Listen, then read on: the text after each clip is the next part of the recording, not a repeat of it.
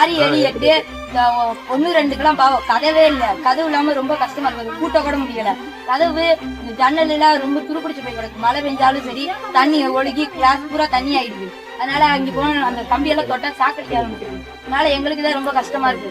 அந்த ஜன்னல் எல்லாத்தையும் கொஞ்சம் மாத்தி நான் சார்கிட்ட கேட்டேன். இந்த ஜன்னல்லாம் மாத்தி எத்தனை வருஷம் சார்? நான் வர்றப்ப இந்த ஜன்னல் இருந்தது, அதுக்கு இடையில இன்னும் மாத்தல அப்படின்னு சொன்னாங்க. அப்ப இந்த ஜன்னலை மாத்தாம இருக்கனால எங்களுக்கு ஏதாவது பாதிப்பு வருமோன்னு நான் பயப்படுறேன். அதனால அந்த ஜன்னலு 1 2 சின்ன பிள்ளைங்களுக்கு அந்த கதவு இல்ல சாப்பாடும் இல்லை, அதை மட்டும் கொஞ்சம் சரி பண்ணிக்கலாம். எங்களுக்கு என்ன தேவைன்றத நான் மனுவா எழுதிடுவேன். நேற்றைக்கு நடந்த ஐயாப்பட்டியில் நடந்த கிராம சபை கூட்டத்தில் எழுந்து தைரியமாக நின்று என்னுடைய பள்ளிக்கூடத்துக்கு இதெல்லாம் பிரச்சனையாக இருக்கு, இந்தந்த பிரச்சனையை நீங்கள் போக்க வேண்டும், இந்தந்த பிரச்சனைக்கு தீர்வு காண வேணும், அரசு பள்ளிக்கு இதெல்லாம் நீங்கள் செஞ்சாதான் மாணவர்களாகிய நாங்கள் பயமில்லாமல் நல்லா போய் படிப்போம் என்று சிறப்பாக தைரியமாக எழுந்து பேசிய மாணவி தன்சி அவர்களை பாராட்டுறதுக்காக இப்போ வந்திருக்கிறேன். ரொம்ப கை கொடுங்க, ரொம்ப சிறப்பாக பேசுனீங்க. அந்த காணொலியை பார்த்தேன் நான்.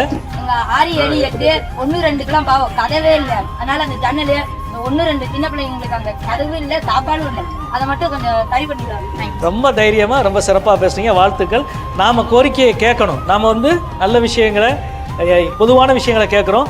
கேட்கிற பண்பும் கேட்கிற விழிப்புணர்வும் தான் நம்மையும் காப்பாற்றும் நாட்டையும் காப்பாற்றும். எனவே அவருக்கு மாணவி தன்சி அவர்களுக்கு என்னுடைய பாராட்டுக்களை தெரிவித்துக் கொள்கிறேன். யார் இழுத்தது? நல்லா இருக்கு. என்னோட சின்ன அன்பளி. யாரு?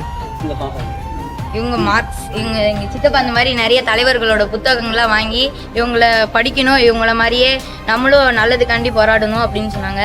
நீங்களும் உங்களை பற்றி சித்தப்பா சொன்னாங்க, நீங்கள் நிறைய பேருக்கு நல்லது செஞ்சுருக்கீங்களா, நிறைய பேரோட கோரிக்கையை நிறைவேற்றிருக்கீங்களா, உங்களால் எங்களுக்கு ஒரு நல்லது நடக்கும்.